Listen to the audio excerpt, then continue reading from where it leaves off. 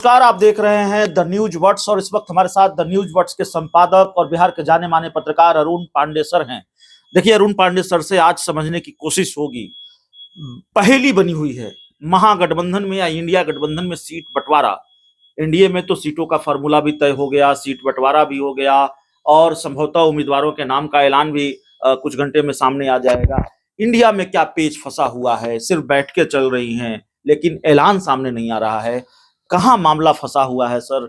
आपने तो कई बकायदा एक तरह से इंडिया गठबंधन में सीट शेयरिंग के ऐलान से पहले आपने बकायदा कई उम्मीदवारों के नाम भी बताए कि क्यों, कौन से उम्मीदवार कहाँ से किस सीट से चुनाव लड़ सकते हैं। ऐलान नहीं हो रहा है। हाँ, देखिए, बिहार में महागठबंधन में तो सिटिंग सीट एक ही है, सिर्फ किशनगंज थी।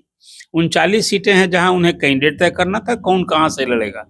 और वो सारी बात जो आपने कैंडिडेट की चर्चा की थी, संभावित जो उनके कैंडिडेट्स होंगे, आधिकारिक घोषणा बाकी है।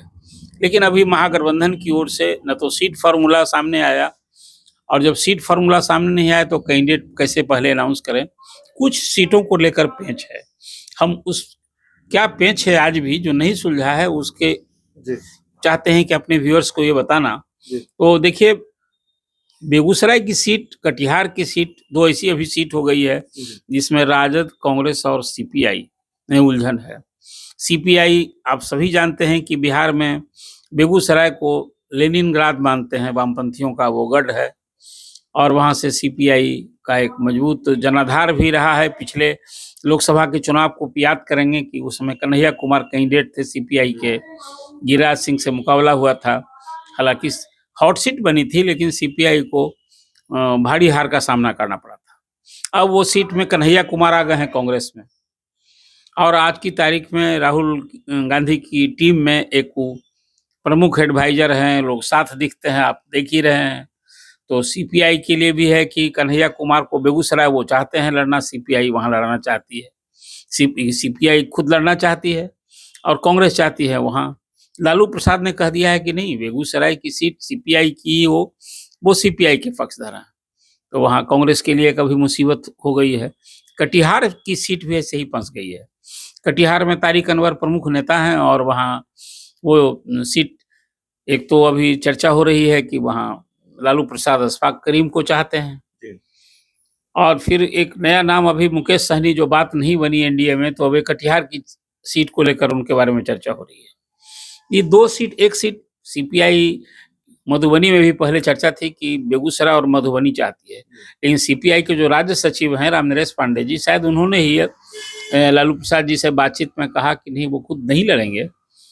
एक उम्र और सामर्थ्य की बात शायद की उन्होंने कोई मिथिलेश झा है उनके नाम सुझाए थे, जो सीपीआई के जिला सचिव हैं। तो तब तक तो आपने देखा कि वहाँ फातमी साहब जो पूर्व केंद्रीय मंत्री हैं, वो इस्तीफा दिया जदयू से, और राजद से उनके मधुबनी से उनका टिकट भी तय हो गया।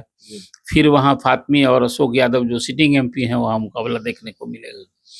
तो मोटा मोटी राजद में और सब सीटों के लिए बातें हो गई है। अब मुझे लगता है कि सीपीआई एक ही सीट लड़ेगी, वो बेगूसराय लड़ेगी। और यदि बेगूसराय में सीपीआई की बात नहीं बनेगी तो आप समझिए कि बिहार में महागठबंधन में तो फूट नहीं दरार, फिर एक दूसरी स्थिति हो जाएगी। जैसे एक झटका नीतीश कुमार से लगा महागठबंधन को, इंडिया मोर्चा को, कि वो अलग हो गए, तो सीपीआई तब तो मन बना चुकी है कि यदि बेगूसराय नहीं लड़ने को मौका मिलेगा तो फिर 4-5 सीट वो लड़ने को तैयार हो बैठी है। वो फिर बांका भी लड़ने की बात कर रही है। खैर, ये होगा नहीं कोई भी गठबंधन फिलहाल जिस स्टेज, अब तो कैंडिडेट का नाम अनाउंस होना है। आज ही फर्स्ट फेज के लिए नामांकन प्रक्रिया शुरू हो गई है, जो 4 कंस्टिट्यूंसी में जो यहाँ गया, जमुई, नवादा, ऐसी सीटों के लिए औरंगाबाद जो चुनाव होने हैं फर्स्ट फेज, तो अभी तक तो किसी का नाम नहीं आया है। तो मुझे लगता है कि सीट फार्मूला अभी देर रात पप्पू यादव ने भेंट की लालू प्रसाद से, तेजस्वी यादव से। आपने पहले भी चर्चा की है कि वो इस बार महागठबंधन के पूर्णिया से उम्मीदवार होंगे, ये तय दिखता है। उसी डिप्लोमेसी के तहत कल उन्हें लालू प्रसाद से आशीर्वाद दिया, लालू प्रसाद को अभिभावक और पिता तुल्य कहा, तेजस्वी को भाई बताया, और कुल मिला जुला कर मुझे लगता है कि उनका रास्ता साफ हो गया है। वहाँ महागठबंधन के पूर्णिया में कैंडिडेट होंगे, और मेरी समझ में अभी महागठबंधन की ओर से पप्पू यादव सचमुच एक सशक्त उम्मीदवार हो सकते हैं। जी, पूर्णिया उनका से। मुकाबला वहाँ जी जो सिटिंग एमपी हैं जदयू के संतोष कुशवाहा उनसे होगा। मोटा मोटी अभी एक तस्वीर यही है, बाकी तो संघ प्रमुख सीटों पर उनके कौन उम्मीदवार होंगे, और मुझे लगता है कि 28 से 30 सीट राजद खुद अब लड़ेगा जो ड्राइविंग सीट पर है, जी और 5 से 6 सीट कांग्रेस की खाते में जाती दिख रही है। अब 9 सीट, 11 सीट और 15 सीट की जो बात थी वो होने से रही। एक मोटा मोटी महागठबंधन की ये तस्वीर है, लेकिन अभी तो सीट शेयरिंग का ना फॉर्मूला सामने आया अभी तक आधिकारिक, और कौन कहाँ से लड़ेगा ये भी सामने नहीं आया। तो देखिए दूसरी ओर जी एनडीए में भी सब कुछ तो आपने देखा, आपने ठीक ही भूमिका में अपनी बात कही कि एनडीए के लिए न सिर्फ सीट शेयरिंग फाइनल हो गया, उसमें सीटें भी तय हो गई। उसमें एक डेवलपमेंट ये है कि उपेंद्र कुशवाहा एक सीट, वो 2 सीट चाहते थे, एक सीट मिली थी, काराकाट तो उन्हें मिल चुकी, जो जदयू की सीट थी, माने 4 सीटों की अदला बदली हुई है। जो अभी तक घोषित है कि रमा देवी जो शिवहर से सिटिंग थी बीजेपी की, उनका टिकट कट गया, वहां लवली आनंद लड़ रही हैं। जीताराम मांझी जी गया से लड़ेंगे, खुद ही अनाउंस कर दिया वो अपनी पार्टी से लड़ेंगे, और वो विजय मांझी वहां सिटिंग एमपी थे जदयू के, उनका टिकट कट गया। एक सीट की अदला बदली हुई, लोजपा ने छोड़ दी, चिराग ने छोड़ दिया है वो नवादा की सीट। अभी तक जो मेरी खबर है कि नवादा से राज्यसभा के जो मेंबर हैं विवेक ठाकुर बीजेपी के, वो वहां कैंडिडेट होंगे। और जैसा चिराग ने कहा कि जिन लोगों के साथ दगा दिया है ऐसे लोगों को वो टिकट नहीं देंगे, जो खुद तो हाजीपुर से लड़ेंगे ही। अब वो जमुई से है कि अशोक चौधरी की बेटी हैं, वो वहाँ कैंडिडेट होंगी जदयू से, वो एक चर्चा है, वो उसी पार्टी से कैंडिडेट होंगी। तो सीट है लोजपा की, चिराग की सीट है।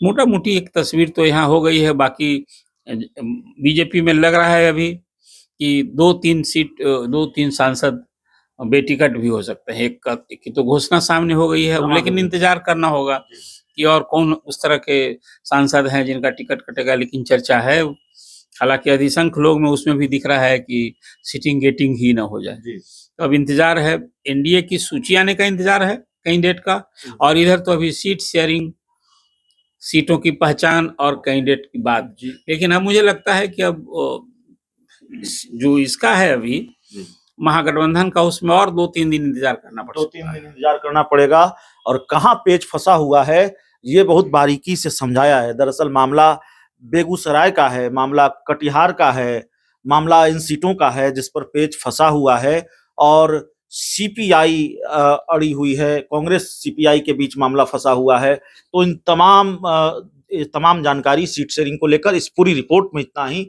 बहुत बहुत धन्यवाद।